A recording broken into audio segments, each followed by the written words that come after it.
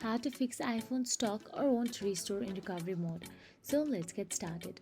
First thing is you'll have to use the original USB.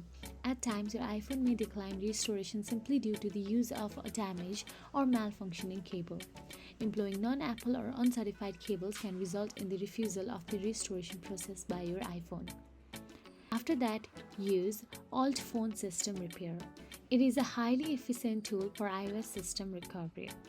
So first one is download AltPhone iOS System Repair from official website. Connect your iPhone or iPad, touch your computer and open it. Choose the Exit Recovery Mode option from the main interface, then click on the Exit button and wait for 10 seconds or so. After a brief wait, your iPhone will automatically reboot, exiting the recovery mode successfully.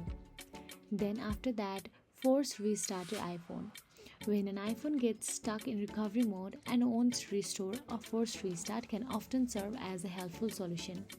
To perform a forced restart for iPhone 12 or newer version, quickly press and release the up volume up and down buttons, followed by holding down the side button until the Apple logo appears. For earlier models like iPhone X and 8, the process involves holding down the volume down or home button and the side button. A forced restart essentially interrupts the ongoing recovery mode and initiates a phase reboot. So that is it. If you found this video helpful, please like, share and subscribe, and thank you so much for watching.